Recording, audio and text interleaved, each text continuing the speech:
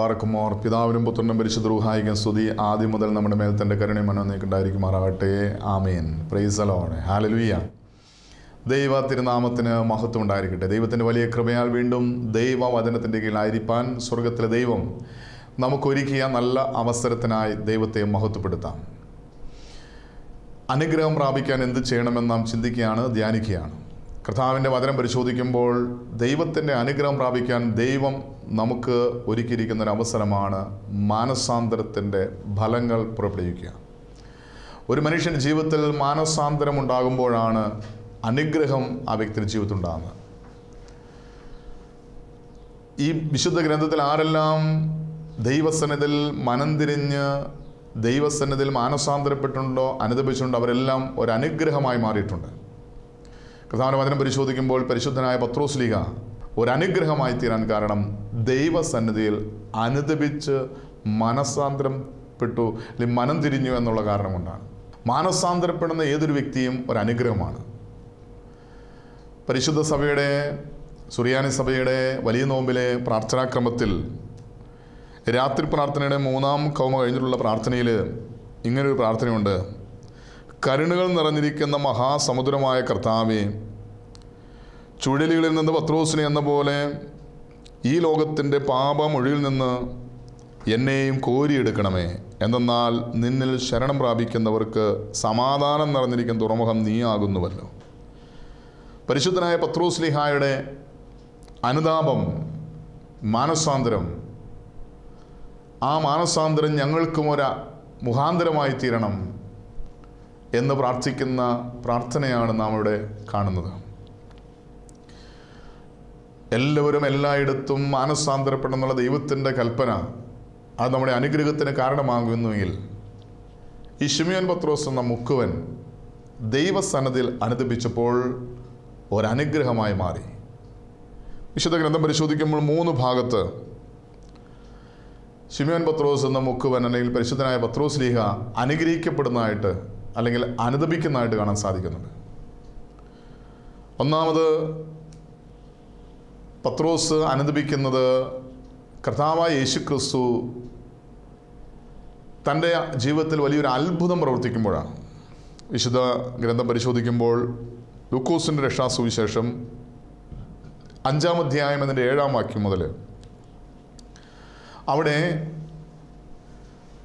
ശിമിയോൻ പത്രോസ് എന്ന മുക്കുവൻ്റെ പടകിലിരുന്ന് യേശു സുവിശേഷം പ്രഘോഷിച്ച് കഴിയുമ്പോൾ ആഴത്തിലേക്ക് മീൻ പിടിക്കേണ്ടതിന് വലയിറക്കുകയെന്ന് ശിമിയോൻ പത്രോസിനോട് പറയുകയാണ്.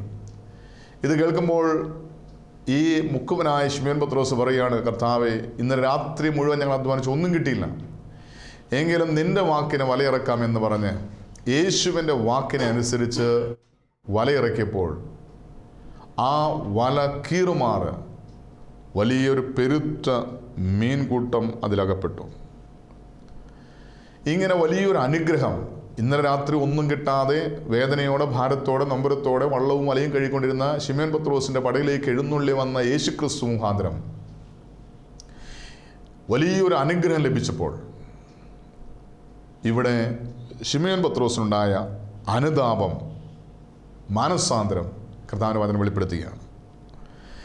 ശിമിയോൻ പത്രോസ് മറ്റു പടകിലുള്ള കൂട്ടാളികളെ കൂടി സഹായിക്കാൻ മാടി വിളിച്ചു. കാരണം തൻ്റെ വലയിൽ നിറഞ്ഞിരിക്കുന്ന മത്സ്യം തനിക്ക് ഒറ്റയ്ക്ക് പിടിച്ചു കയറ്റാൻ സാധിക്കുകയില്ല. അങ്ങനെ മറ്റു പടകിലുള്ള കൂട്ടാളികളെ കൂടി തൻ്റെ പടകിലേക്ക് വിളിച്ച് ഈ കീറുമാറായ പെരുത്ത മീൻകൂട്ടം 2 വള്ളത്തിൽ നിറച്ച് കഴിഞ്ഞപ്പോൾ ഇവിടെ ശിമിയോൻ പത്രോസുണ്ടായ മാറ്റം എന്താണെന്ന് കർത്താവിൻ്റെ വചനം പറയുക. ശിമിയോൻ പത്രോസ് അത് കണ്ടിട്ട് യേശുവിൻ്റെ കാൽക്കൽ വീണു. തൻ്റെ ജീവിതത്തിൽ ഒരു അനുഗ്രഹം ലഭിച്ചപ്പോൾ ശിമിയോൻ പത്രോസ് ചെയ്ത പ്രവൃത്തി യേശുവിൻ്റെ കാൽക്കൽ വീണു. ഇന്ന് രാത്രി അധ്വാനിച്ചിട്ട് ഒന്നും കിട്ടാതിരുന്ന അതേ കടലിൽ, അതേ വലയിൽ യേശുവിനെ അനുസരിച്ചപ്പോൾ വലിയൊരു പെരുത്ത അനുഗ്രഹം ലഭിക്കുക, വലിയൊരു പെരുത്ത മീൻകൂട്ടം ലഭിക്കുക. ഇത് കണ്ടപ്പോൾ ശിമിയോൻ പത്രോസ് അവൻ്റെ കാൽക്കൽ വീണു. നമ്മുടെ വ്യക്തിപരമായ ജീവിതത്തിൽ എത്രയോ പ്രാവശ്യം ദൈവം നമ്മളെ അനുഗ്രഹിച്ചിട്ടുണ്ട്. ചില അപകടങ്ങളിൽ നിന്ന്, ചില രോഗങ്ങളിൽ നിന്ന്, ചില ദാരിദ്ര്യത്തിൽ നിന്ന്, കടബാധയിൽ നിന്ന്, നമ്മുടെ ജീവിതത്തിൽ നിരാശയുടെ പടുകുഴിയിൽ കിടക്കുന്ന അനുഭവത്തിൽ നിന്ന് എത്രയോ പ്രാവശ്യം ദൈവം നമ്മെ അനുഗ്രഹിച്ചിട്ടുണ്ട്. ഒന്നുമില്ലായ്മയുടെ അവസ്ഥയിൽ ദൈവം എത്രയോ നമ്മെ അനുഗ്രഹിച്ച് നമ്മുടെ കുറവുകൾ നിറവുകളാക്കി മാറ്റിയിട്ടുണ്ട്. എന്നാൽ ദൈവം നൽകിയ അനുഗ്രഹത്തെ കണ്ടുകൊണ്ട് അവൻ്റെ കാൽക്കൽ വീഴാൻ നമുക്ക് സാധിച്ചിട്ടുണ്ടോ? ഇന്ന് പലപ്പോഴും ദൈവം നൽകുന്ന അനുഗ്രഹങ്ങൾ ദൈവത്തിൻ്റെ ദാനമായി, കരുണയായി, കൃപയായി സ്വീകരിക്കാൻ കഴിയാതെ എൻ്റെ കഴിവുകൊണ്ട്, എൻ്റെ ബുദ്ധി കൊണ്ട്, ഞാൻ അധ്വാനിച്ചു, ഞാൻ ഉണ്ടാക്കിയെന്ന് പറയുന്ന അനേകം വ്യക്തികൾ നമുക്ക് കാണാൻ സാധിക്കും. അതൊരു വ്യക്തിയാണെന്ന ഞാനെന്ന് സ്വയം ഒന്ന് പരിശോധിക്കണം. ഇവിടെ ശിമയോൻ പത്രോസ് എന്ന മുക്കുവൻ യേശുവിൻ്റെ കാൽക്കൽ വീണു. എന്നിട്ട് യേശുവിനോട് പറയണ, കർത്താവേ, ഞാൻ പാപിയായ മനുഷ്യനാകൊണ്ട് എന്നെ വിട്ടു പോകണമേ എന്നവൻ അപേക്ഷിച്ചു. ഞാൻ പാപിയായ മനുഷ്യനാണ്. ഈ ശിമയോൻ പത്രോസ് എന്ന മുക്കുവൻ പാപിയാണെന്ന് തിരിച്ചറിഞ്ഞത് എപ്പോഴാണ്? ദൈവത്തിൻ്റെ മഹത്വം വെളിപ്പെട്ടപ്പോൾ. അവൻ്റെ വ്യക്തിപരമായ ജീവിതത്തിൽ ദൈവത്തിൻ്റെ മഹത്വം വെളിപ്പെട്ടപ്പോൾ കർത്താവേ, ഞാൻ പാപിയാണെന്ന് സമ്മതിച്ചേറ്റു പറയുക. നമ്മുടെ ജീവിതത്തിൽ ദൈവം എത്രയോ അനുഗ്രഹങ്ങൾ നമുക്ക് നൽകിയിട്ടുണ്ട്. പക്ഷെ ദൈവത്തിൻ്റെ മഹത്വമായി, ദൈവത്തിൻ്റെ കൃപയായി, ദൈവത്തിൻ്റെ ദാനമായി കാണുമ്പോഴാണ്, ദൈവം എത്രയോ വലിയവനാണെന്ന് തിരിച്ചറിയുമ്പോഴാണ് ഞാൻ എത്രയോ വലിയ പാപിയാണെന്ന് തിരിച്ചറിയാൻ നമുക്ക് സാധിക്കുന്നത്. ഇന്ന് നമുക്ക് പാപബോധമില്ലാത്തതിൻ്റെ കാരണം ദൈവത്തിൻ്റെ മഹത്വം തിരിച്ചറിയാത്തതുകൊണ്ടാണ്. എൻ്റെ ജീവിതത്തിൽ നിസ്സാരമായ ഒരു അനുഗ്രഹം പോലും ദൈവത്തിൻ്റെ വലിയ അനുഗ്രഹമായി ഞാൻ കാണുമ്പോഴാണ് എനിക്ക് അനുതാപം വർദ്ധിക്കുന്നത്. ഇന്ന് പലപ്പോഴും നമുക്ക് അനുതാപമില്ലാത്തതിൻ്റെ കാരണം ദൈവത്തിൻ്റെ മഹത്വം നമ്മുടെ കണ്ണുകൊണ്ട് കാണാൻ കഴിയാത്തതുകൊണ്ടാണ്. പരിശുദ്ധനായ പൗലോസ് പറഞ്ഞു, ഞാൻ പാപികളിൽ ഒന്നാമനാണ്. എപ്പോഴാണ് പരിശുദ്ധനായ പൗലോസിയായിക്ക് ഞാൻ പാപികൾ ഒന്നാമനാണെന്ന് പറയാൻ സാധിച്ചത്? മൂന്നാം സ്വർഗത്തോളം ഉയർത്തപ്പെട്ടപ്പോൾ. ഒരു സാധാരണ ജീവിതം നയിച്ച സാധാരണക്കാരനായ ഈ പൗലോസ്ലീഹ ആത്മാവിൽ മൂന്നാം സ്വർഗത്തോളം ഉയർത്തപ്പെട്ടപ്പോൾ, ദൈവത്തിൻ്റെ പരിശുദ്ധമായ സാന്നിധ്യം വെളിപ്പെട്ടപ്പോൾ പൗലോസ്ലീഹ പറയുകയാണ്, ഞാൻ പാപികളിൽ ഒന്നാമനാണ്. അപ്പോൾ ദൈവത്തിൻ്റെ മഹത്വം നമ്മുടെ കണ്ണുകൊണ്ട് കാണുമ്പോഴാണ് നമുക്ക് അനുദപിക്കാൻ സാധിക്കുന്നത്. ഇവിടെ ശിമയോൻ പത്രോസ് ഈ വലിയൊരു അത്ഭുതം കണ്ടുകൊണ്ട്, അതിൻ്റെ അടുത്ത വാക്യത്തിൽ പറയുന്നുണ്ട്, അവർക്കുണ്ടായ മീൻപിടുത്തത്തിൽ അവനോട് കൂടെ ഉണ്ടായിരുന്നവർക്ക് എല്ലാവർക്കും സംഭ്രമം പിടിച്ചിരുന്നു. അവർക്ക് അത്ഭുതം കണ്ടപ്പോൾ അവർ ഭയപ്പെട്ടിരുന്നു. നമ്മുടെ കൺമുന്നിൽ എത്രയോ അത്ഭുതങ്ങൾ ദൈവം ഓരോ ദിവസവും ഓരോ നിമിഷവും നമ്മുടെ ജീവിതത്തിൽ ചെയ്യുന്നുണ്ട്. നാം ശ്വസിക്കുന്ന ഈ ശ്വാസം എടുക്കുന്നത് പോലും ദൈവത്തിൻ്റെ ഒരു അത്ഭുതമായി നാം കാണുന്നുവെങ്കിൽ, നാം അകത്തോട്ട് വലിച്ച, എൻ്റെ കഴിവുകൊണ്ട് ഞാൻ അകത്തോട്ട് വലിച്ച ഈ ശ്വാസം പുറത്തേക്ക് എനിക്ക് സ്വയമായിട്ട് വിടാൻ കഴിയുന്നില്ലെങ്കിൽ, നിശ്വസിക്കാൻ കഴിയുന്നില്ലെങ്കിൽ, അതിന് ദൈവത്തിൻ്റെ കൃപ സാധ്യമാണ് എന്നൊരു ബോധ്യമുണ്ടായാൽ നാം ഓരോ ശ്വാസത്തിനും ദൈവത്തിന് നന്ദി പറയണം, ദൈവത്തോട് കടപ്പെട്ടിരിക്കും. അപ്പം നാം എത്ര നിസ്സാരരാണെന്ന് അറിയുമ്പോഴാണ് ദൈവത്തിൻ്റെ മഹത്വം നമ്മൾ കണ്ണുകൊണ്ട് കാണുന്നത്. ദൈവത്തിൻ്റെ മഹത്വം തിരിച്ചറിയുന്ന വ്യക്തിക്കാണ് ഞാൻ പാപിയാണെന്ന് സമ്മതിക്കാൻ, ഏറ്റുപറയാൻ സാധിക്കുന്നത്. ദൈവത്തിൻ്റെ പരിശുദ്ധി വെളിപ്പെടുന്നൊരു വ്യക്തിക്കാണ് പാപത്തിൻ്റെ ആഴം തിരിച്ചറിയാൻ സാധിക്കുന്നത്. പലപ്പോഴും ഈ ധ്യാന കേന്ദ്രത്തിൽ ധ്യാനം കൂടാൻ കടന്നു വരുന്ന വ്യക്തികൾക്ക് പാപത്തെക്കുറിച്ച് ക്ലാസ് എടുക്കുന്നതിന് മുമ്പ് തന്നെ അവർ അനുദപിക്കാൻ തുടങ്ങും. പാപം എന്താണെന്നോ, പാപത്തിൻ്റെ അനന്തരഫലം എന്താണെന്നോ, പാപത്തിൻ്റെ ആഴം എത്ര വലുതാണെന്നോ, പാപം ഒരു മനുഷ്യൻ എത്രമാത്രം നാശത്തിലേക്കാണ് നയിക്കുന്നതെന്നോ ഒരു ബോധ്യം കിട്ടാത്ത അനേകം വ്യക്തികൾ കർത്താവേ, ഞാൻ പാപിയാണെന്ന് കരയുന്നത് കണ്ടിട്ടുണ്ട്. എപ്പോഴാണ് ഒരു മനുഷ്യൻ്റെ പാപമൊന്നും ഉണ്ടാകുന്നത്? ദൈവത്തിൻ്റെ സ്നേഹത്തിൻ്റെ ആഴം എത്ര വലുതാണെന്ന് തിരിച്ചറിയുമ്പോഴാണ്. ദൈവത്തിൻ്റെ സ്നേഹം തിരിച്ചറിയുമ്പോൾ അനുതാപം വർദ്ധിക്കുന്നു. നമ്മുടെ വ്യക്തിപരമായ ജീവിതത്തിൽ നമുക്ക് അനുദപിക്കാൻ കഴിയാത്തതിൻ്റെ കാരണം, മാനസാന്തരപ്പെടാൻ മനസ്സില്ലാത്തതിൻ്റെ കാരണം, ദൈവം എത്ര വലിയവനാണ്, ദൈവത്തിൻ്റെ സ്നേഹത്തിൻ്റെ ആഴം എത്ര വലുതാണ്. അമ്മയുടെ ഉദരത്തിൽ ജീവൻ്റെ തുടിപ്പായി രൂപം കൊണ്ട നിമിഷം മുതൽ ഈ നിമിഷം വരെയും സ്വർഗത്തിലെ ദൈവം എന്നെ എന്തുമാത്രം സ്നേഹിച്ചു, എന്തുമാത്രം അനുഗ്രഹിച്ചു. ഞാൻ ശ്വസിക്കുന്ന ഓരോ ശ്വാസവും ദൈവത്തിൻ്റെ ദാനമാണ്, ദൈവത്തിൻ്റെ കൃപയാണെന്ന് തിരിച്ചറിഞ്ഞ് ആ ദൈവത്തിന് മഹത്വം കൊടുക്കുമ്പോൾ, ദൈവത്തിൻ്റെ മഹത്വം തിരിച്ചറിയുമ്പോഴാണ് ഞാൻ എത്രയോ വലിയ പാപിയാണെന്ന് തിരിച്ചറിയുന്നത്. ഇവിടെ ശിമയോൻ പത്രോസ് എന്ന മുക്കുവൻ കർത്താവിൻ്റെ മഹത്വം ദർശിപ്പിച്ചു. കർത്താവിൻ്റെ അത്ഭുത പ്രവൃത്തി കണ്ടപ്പോൾ, ദൈവത്തിൻ്റെ മഹത്വം കണ്ണുകൊണ്ട് കണ്ടപ്പോൾ പറയുകയാണ്, കർത്താവേ, ഞാൻ പാപിയായ മനുഷ്യനാകൊണ്ട് എന്നെ വിട്ടു പോകണമേ. ഈ ശിമയോൻ പത്രോസ് എന്ന മുക്കുവൻ അനുദപിച്ച രണ്ടാമത്തൊരു മുഖാന്തരമാണ് വിശുദ്ധ മത്തായി എഴുതിയ രക്ഷാസുവിശേഷം 14-ാം അധ്യായം 25-12 വാക്യം പരിശോധിക്കുമ്പോൾ അവിടെ വചനം പറയുകയാണ്, രാത്രിയിലെ 4-ാം യാമത്തിൽ അവൻ കടലിന്മേൽ നടന്നു അവരുടെ അടുക്കൽ വന്നു. അവൻ കടലിന്മേൽ നടക്കുന്നത് കണ്ടിട്ട് ശിഷ്യന്മാർ ഭ്രമിച്ചു. അതൊരു ഭൂതമെന്ന് പറഞ്ഞ് പേടിച്ച് നിലവിളിച്ചു. ഉടനെ യേശു അവരോട്, ധൈര്യപ്പെടുവിൻ, ഞാനാകുന്നു, പേടിക്കേണ്ട എന്ന് പറഞ്ഞു. അതിന് പത്രോസ്, കർത്താവേ, നീ ആകുന്നുവെങ്കിൽ ഞാൻ വെള്ളത്തിന്മേൽ നിൻ്റെ അടുക്കൽ വരേണ്ടതിന് കൽപ്പിക്കണം എന്ന് പറഞ്ഞു. വരിക എന്ന് യേശു പറഞ്ഞു. പത്രോസ് പടകിൽ നിന്നിറങ്ങി യേശുവിൻ്റെ അടുക്കൽ ചെല്ലുവാൻ വെള്ളത്തിന്മേൽ നടന്നു. എന്നാൽ കാറ്റ് കണ്ട് പേടിച്ച് മുങ്ങിത്തുടങ്ങുമായാൽ, കർത്താവെ, എന്നെ രക്ഷിക്കണമേ എന്ന് നിലവിളിച്ചു. യേശു ഉടനെ കൈനീട്ടി അവനെ പിടിച്ചു. അല്പവിശ്വാസി, നീ എന്തുകൊണ്ട് സംശയിച്ചു എന്ന് പറഞ്ഞ് അവർ പടകിൽ കയറിയപ്പോൾ കാറ്റ് അമർന്നു. ഇവിടെ നാം കാണുന്നത് വലിയൊരു കാറ്റും കടലും പ്രതികൂലമായ സമയത്ത് ഇതാ പടകോ കരവിട്ട് പല നാഴിക ദൂരത്തായി. കാറ്റ് പ്രതികൂലമായി തിരകളാൽ വലഞ്ഞിരുന്ന സമയത്ത് ഇതാ യേശു വെള്ളത്തിൻ്റെ മുകളിൽ നടന്നു വരിക. ഇവിടെ കാറ്റും കടലും പ്രതികൂലമായി രക്ഷപ്പെടാൻ കഴിയാതെ ഭയപ്പെട്ടിരിക്കുന്ന ഈ ശിഷ്യന്മാർ ഒരു കാഴ്ച കാണുകയാണിത്. ഇതാ വെള്ളത്തിലൂടെ ആരോ നടന്നു വരുന്നു. ഇവരുടെ പരിഭ്രമത്തിൻ്റെ ഇവരുടെ ഈ ഭയത്തിൻ്റെ അവസ്ഥയിൽ ഇതൊരു ഭൂതമായിരിക്കുമെന്ന് അവർ ചിന്തിച്ചു. എന്നാൽ യേശുവിൻ്റെ സ്വരം കേട്ടവർ സന്തോഷിച്ചു. ധൈര്യപ്പെടുവിൻ, ഞാനാകുന്നു, പേടിക്കണ്ട എന്ന് യേശു പറഞ്ഞു. ഇത് കണ്ടപ്പോൾ അവർക്ക് ഭയങ്കര സന്തോഷം, ഭയങ്കര ധൈര്യമായി. എന്നാൽ യേശു നടക്കുന്ന കണ്ടപ്പോൾ ശിമയോൻ പത്രോസിന് ആഗ്രഹം, കർത്താവേ, നീ ആകുന്നുവെങ്കിൽ ഞാൻ വെള്ളത്തിന്മേൽ നിൻ്റെ അടുക്കൽ വരേണ്ടതിന് കൽപ്പിക്കണമെന്ന് പറഞ്ഞു. ഇത് യേശുവിനെ പരീക്ഷിക്കാൻ ചോദിക്കുന്നൊരു ചോദ്യമാണെന്ന് നമുക്ക് തോന്നാം. എന്നാൽ ഇത് യേശുവാണെന്ന് അവർ തിരിച്ചറിഞ്ഞു. അവർ ധൈര്യം പ്രാപിച്ചു. യേശു വെള്ളത്തിൻ്റെ മുകളിലൂടെ നടക്കുന്ന കണ്ടപ്പോൾ ശിമയോൻ പത്രോസിന് ആഗ്രഹം, യേശു നടക്കുന്ന പോലെ എനിക്കും നടക്കണം. നീ ആകുന്നുവെങ്കിൽ വെള്ളത്തിന്മീതെ നിൻ്റെ അടുക്കൽ വരേണ്ടതിന് കൽപ്പിക്കണമെന്ന് പറഞ്ഞു. യേശു പറയുകയാണ്, വരിക. അതായത് യേശു ജീവിതത്തിൽ ചെയ്ത അതേ പ്രവൃത്തിയിലൂടെ നയിക്കപ്പെടുവാൻ യേശു നമ്മെ അനുവദിക്കുക. എന്നിൽ വിശ്വസിക്കുന്നവൻ ഞാൻ ചെയ്തതിനേക്കാൾ വലിയവ ചെയ്യുമെന്ന് യേശു ക്രിസ്തു കൽപ്പിച്ചുവെങ്കിൽ, യേശു ചെയ്തതിനേക്കാൾ വലിയ അത്ഭുതങ്ങൾ, അടയാളങ്ങൾ നമ്മുടെ കണ്ണുകൊണ്ട് കാണുവാൻ, നമ്മുടെ ജീവിതത്തിൽ അത്ഭുതമായി തീരുവാൻ ദൈവം ആഗ്രഹിക്കുന്നു.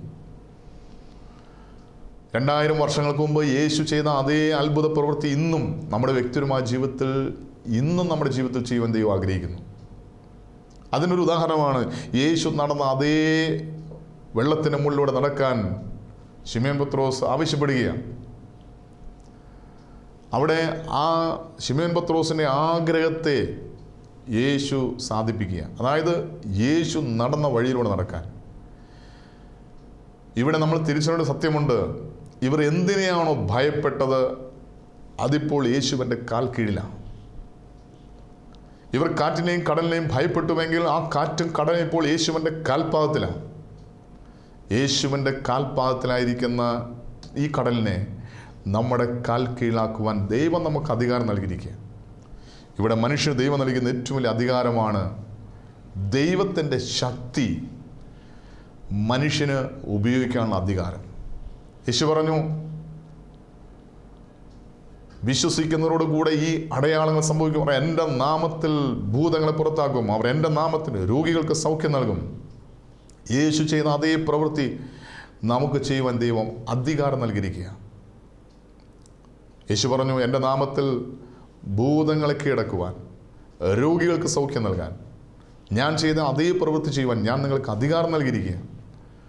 അതായത് യേശു നടന്ന വഴിയിലൂടെ യേശു നിന്ന വഴിയിലൂടെ നിൽക്കുവാൻ നടക്കുവാൻ ദൈവം നമുക്ക് അധികാരം നൽകിയിരിക്കുക. ഇവിടെ ശിമോൻ പത്രോസ് വരിക എന്ന് കേട്ടപ്പോൾ പത്രോസ് പടയിൽ നിന്നിറങ്ങി യേശുവിൻ്റെ അടുക്കൽ ചെല്ലുവാൻ വെള്ളത്തിന്മേൽ നടന്നു. അതായത് യേശു ചെയ്ത അതേ പ്രവൃത്തി ശിമോൻ പത്രോസ് എന്ന ഈ മുക്കുവൻ, ഒരു സാധാരണക്കാരൻ ചെയ്യുക. നമ്മൾ തിരിച്ചുകൊണ്ട് സത്യമുണ്ട്, യേശു നടന്ന വഴിയിലൂടെ, യേശു ചെയ്ത പ്രവൃത്തികളിലൂടെ ദൈവം നമ്മെ നടത്തുവാൻ, ആ പ്രവൃത്തികൾ നമ്മുടെ ജീവിതത്തിൽ ചെയ്യുവാൻ ദൈവം നമുക്ക് അധികാരം നൽകിയിട്ടുണ്ട്. എന്നാൽ ഇവിടെ സംഭവിച്ചെന്താ? അവൻ കാറ്റ് കണ്ട് പേടിച്ച് മുങ്ങിത്താഴുകയാൽ കർത്താവേ എന്നെ രക്ഷിക്കണമേ എന്ന് വിളിച്ചു. ഇവിടെ കാറ്റ് കണ്ട് അവൻ ഭയപ്പെട്ട് മുങ്ങുവാൻ തുടങ്ങി. ഈ ശിമോൻ പത്രോസ് മുങ്ങുവാൻ തുടങ്ങിയപ്പോൾ അവൻ ഉറക്കെ നിലവിളിച്ചു, കർത്താവേ എന്നെ രക്ഷിക്കണമേ എന്ന് നിലവിളിച്ചു. ഇത് നമ്മുടെ വ്യക്തിപരമായ ജീവിതത്തിൽ ദൈവം നമ്മളെ വിളിച്ച് വേർതിരിച്ച് ദൈവത്തിൻ്റെ കരം പിടിച്ച് നടക്കുവാൻ ദൈവം നമുക്ക് അവസരങ്ങൾ ഒരുക്കിയിട്ടുണ്ട്.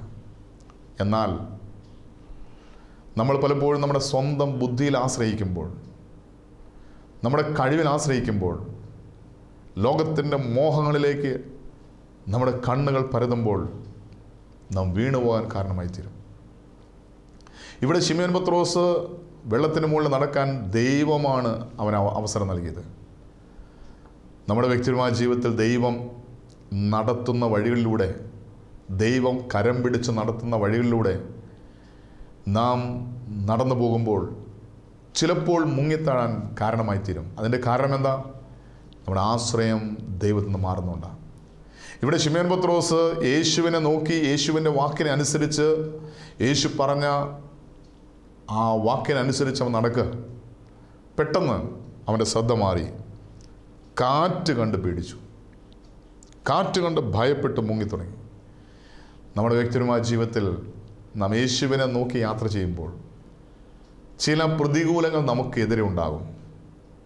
അവിടെ നമ്മൾ ഭയപ്പെടുമ്പോൾ എന്തിനെയാണോ നാം ഭയപ്പെടുന്നത് അതിൽ മുങ്ങിച്ചാകും.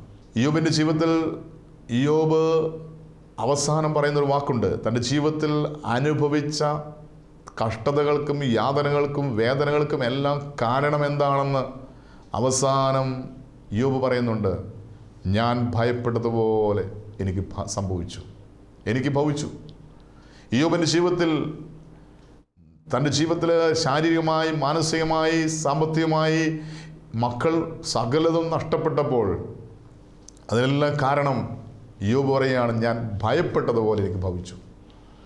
നമ്മുടെ ഇന്നത്തെ ഈ ജീവിതത്തിൽ ഉണ്ടാകുന്ന സകല പ്രശ്നം മൂലകാരണം ദൈവത്തിലുള്ള ആശ്രയം മാറി മനുഷ്യരിലേക്ക് നാം തിരിയുമ്പോൾ, ലോകത്തിലേക്ക് തിരിയുമ്പോൾ, ഡോക്ടർമാരിലേക്ക്, വൈദ്യശാസ്ത്രത്തിലേക്ക്, മരുന്നിലേക്ക് നാം തിരിയുമ്പോൾ ദൈവത്തിൽ നാം എന്ന് നമ്മുടെ നോട്ടം മാറിപ്പോകുന്നു, നമ്മുടെ ലക്ഷ്യം മാറിപ്പോകുന്നു, നമ്മുടെ വഴി മാറിപ്പോകുന്നു.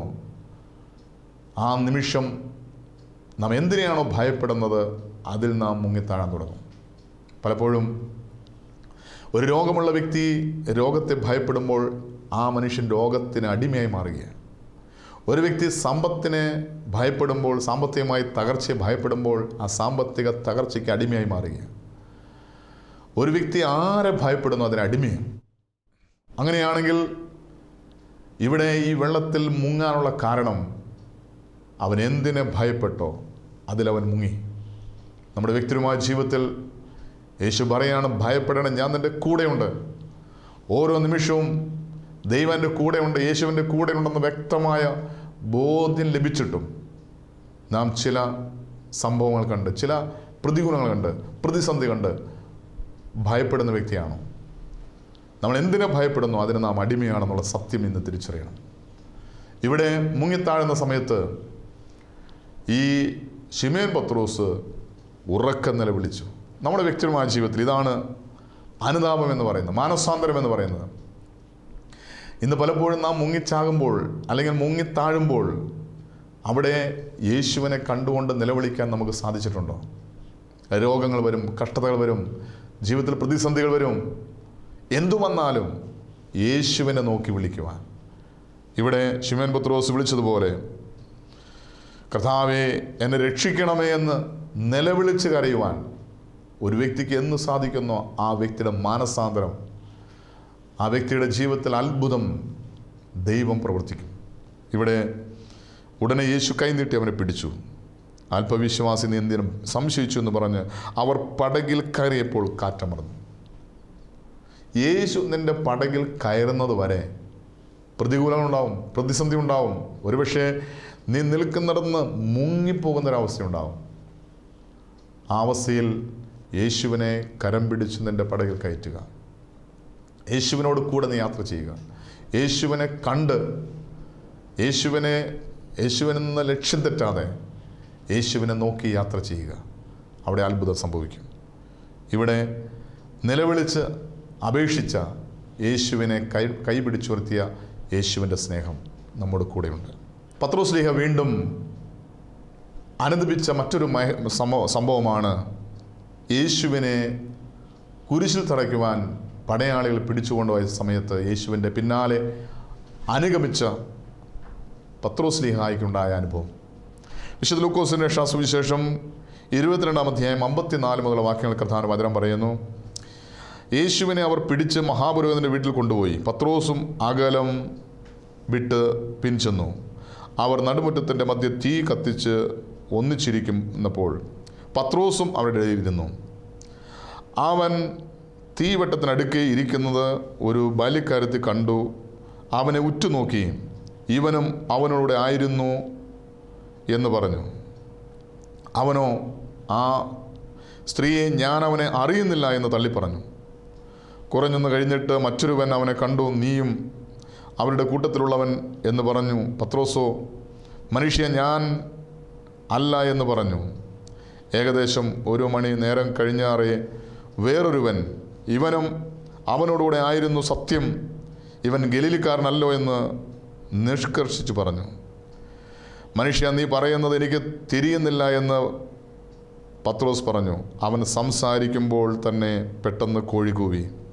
അപ്പോൾ കർത്താവ് തിരിഞ്ഞ് പത്രോസിനെ ഒന്ന് നോക്കി, ഇന്ന് കോഴി കൂവും മുമ്പ് നീ 3 വട്ടം എന്നെ തള്ളിപ്പറയുമെന്ന് കർത്താവ് തന്നോട് പറഞ്ഞ വാക്ക് പത്രോസ് ഓർത്തു. പുറത്തിറങ്ങി അതിദുഃഖത്തോടെ കരഞ്ഞു. ശിമോൻ പത്രോസ് 3 പ്രാവശ്യം യേശുവിനെ തള്ളി പറഞ്ഞപ്പോൾ യേശു പറഞ്ഞ വാക്കോർത്തു.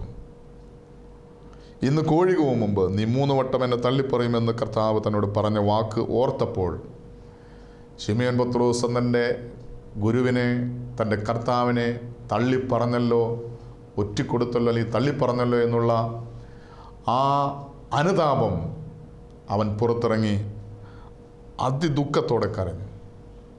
ഒരു വ്യക്തിയുടെ ജീവിതത്തിൽ അനുതാപം എന്ന് പറയുന്നത്, മാനസാന്തരം എന്ന് പറയുന്നത് കണ്ണുനീരാണ്. ഇവിടെ ശിമോൻ പത്രോസ് 3 പ്രാവശ്യം യേശുവിനെ തള്ളിപ്പറഞ്ഞപ്പോൾ യേശു അവനെ സൂക്ഷിച്ചു നോക്കി. യേശുവിൻ്റെ ആ നോട്ടം കണ്ടപ്പോൾ, അതുമാത്രമല്ല യേശു പറഞ്ഞ വാക്ക് ഓർത്തപ്പോൾ അവൻ അതീവ ദുഃഖത്തോടെ അവൻ പുറത്തിറങ്ങി പൊട്ടിക്കരഞ്ഞു. കഴിഞ്ഞകാല ജീവിതത്തിൽ എത്രയോ പ്രാവശ്യം ദൈവത്തെ തള്ളിപ്പറഞ്ഞിട്ടുണ്ട്, ദൈവത്തെ ഒറ്റിക്കൊടുത്തിട്ടുണ്ട്.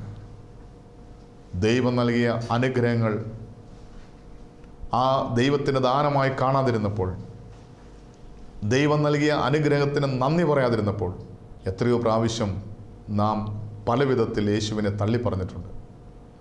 പല പ്രകാരത്തിലും യേശുവിനെ ഒറ്റിക്കൊടുത്തിട്ടുണ്ട്.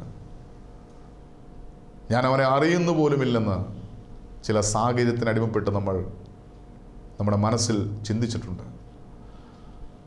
പാപം ചെയ്യാൻ അവസരം കിട്ടുമ്പോൾ, ലോകത്തിൻ്റെ മോഹങ്ങൾക്ക് അടിമപ്പെടുമ്പോൾ എത്രയോ പ്രാവശ്യം യേശുവിനെ തള്ളിപ്പറഞ്ഞിട്ടുണ്ട്, തള്ളിക്കളഞ്ഞിട്ടുണ്ട്. നിൻ്റെ ജീവിതത്തിൽ, നിൻ്റെ കുടുംബത്തിൽ പാപം ചെയ്യാൻ അവസരം കിട്ടുമ്പോൾ യേശുവിനെ എത്രയോ പ്രാവശ്യം തള്ളിപ്പറഞ്ഞിട്ടുണ്ട്. ചില നൈമേഷിക സുഖങ്ങൾക്ക് വേണ്ടി എത്രയോ പ്രാവശ്യം യേശുവിനെ വെറുത്തുപേക്ഷിച്ചിട്ടുണ്ട്. ഇവിടെ ശിമോൻ പത്രോസിൻ്റെ അനുതാപം, അവൻ പുറത്തിറങ്ങി പൊട്ടിക്കരഞ്ഞു. നമ്മുടെ വ്യക്തിപരമായ ജീവിതത്തിൽ നാം ചെയ്ത പാപങ്ങളെ ഓർത്ത് അതിദുഃഖത്തോടെ കരയുവാൻ നമുക്ക് സാധിച്ചിട്ടുണ്ടോ? കഴിഞ്ഞ നാളിൽ എത്രയോ പ്രാവശ്യം ഞാൻ യേശുവിനെ തള്ളിപ്പറഞ്ഞു, യേശുവിനെ ഞാൻ എത്രയോ പ്രാവശ്യം പാപം ചെയ്ത് യേശുവിനെ ഉപേക്ഷിച്ചു, തള്ളിക്കളഞ്ഞു. എപ്പോഴെങ്കിലും അനുതാപത്തോടെ യേശുവിൻ്റെ മുന്നിൽ കരയാൻ സാധിച്ചിട്ടുണ്ടല്ലോ? നമുക്ക് നമ്മെ തന്നെ കർത്താവിൻ്റെ സന്നിധിയിലേക്ക് സമർപ്പിച്ചുകൊണ്ട്, കർത്താവേ, നിൻ്റെ സന്നിധിയിൽ ഒന്ന് പൊട്ടിക്കരയുവാൻ, പാപിയാണെന്ന് സമ്മതിച്ച് ഏറ്റുപറയുവാൻ, ഒന്ന് കർത്താവിൻ നിൻ്റെ കരത്തിലൊന്ന് മുറുകെ പിടിക്കുവാൻ എനിക്കൊരവസരം നൽകണമേ എന്ന് ഒരു വാക്ക് പ്രാർത്ഥിക്കാൻ നമുക്ക് സാധിക്കുമോ? കണ്ണടയ്ക്കാം, പ്രാർത്ഥിക്കാം. ഞങ്ങളെ അത്യധികമായി സ്നേഹിക്കുന്ന ഞങ്ങളുടെ സ്വർഗീയ പിതാവാൻ നല്ല ദൈവമേ, ഈ അനുഗ്രഹിക്കപ്പെട്ട ഈ സമയത്തിനായി നന്ദി പറയുന്നു. ഞങ്ങളെ കേൾപ്പിച്ച വചനത്തിലൂടെ പരിശുദ്ധനായ പത്രോസ്ലീഹ ഒരനുഗ്രഹമായി തീരാൻ ജീവിതത്തിൽ 3 പ്രാവശ്യം അനുദപിച്ച അവസരം ഞങ്ങളുടെ ജീവിതത്തിൽ ഞങ്ങൾ ചിന്തിക്കുവാനും ധ്യാനിക്കുവാനും നീ അവസരം നൽകിയല്ലോ. കർത്താവ്, ഇന്ന് കേട്ട വചനപ്രകാരം പരിശുദ്ധനായ പത്രോസ്ലീഹയെ പോലെ ജീവിതത്തിൽ അത്ഭുതങ്ങളുടെ മുന്നിൽ, അനുഗ്രഹത്തിൻ്റെ മുന്നിൽ കർത്താവേ, ഞാൻ പാപിയാണെന്ന് സമ്മതിക്കാൻ മുട്ടുമടക്കുവാനുള്ള കൃപ ഞങ്ങൾക്ക് നൽകണമേ.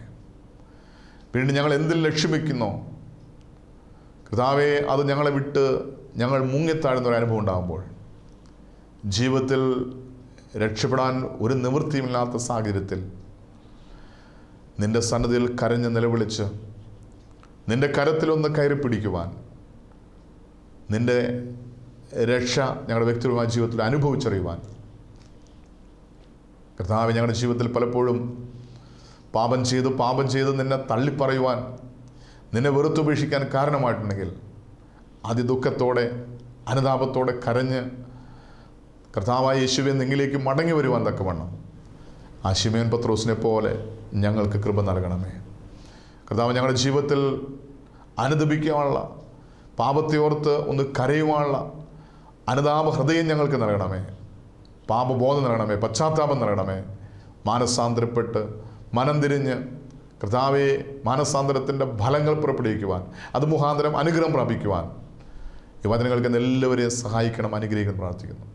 ഞങ്ങളേതെല്ലാം പാപത്തിൻ്റെ നടുക്കടലിലാണോ, ഞങ്ങളേതെല്ലാം രോഗത്തിൻ്റെ നടുക്കടലിലാണോ, ഞങ്ങളേതെല്ലാം പ്രതിസന്ധിയുടെ നടുക്കടലിലാണോ, അവിടെ നിന്ന് യേശുക്രിസ്തു മുഖാന്തരം രക്ഷ പ്രാപിക്കുവാൻ, നിത്യജീവൻ പ്രാപിക്കുവാൻ ഞങ്ങളെ സഹായിക്കണം. പരിശുദ്ധമേ ദൈവമാതാവേ, ഞങ്ങൾക്ക് വേണ്ടി പ്രാർത്ഥിക്കണമേ. സകല ശുദ്ധിമാന്മാരെ, ശുദ്ധിമതികളെ ഞങ്ങൾക്ക് വേണ്ടി പ്രാർത്ഥിക്കണമേ. എല്ലാ മഹത്വം പിതാവിടുന്ന് മാത്രം എടുക്കണം. യേശുവിൻ്റെ പരിശുദ്ധമായ നാമത്തിൽ തന്നെ. ആമേൻ.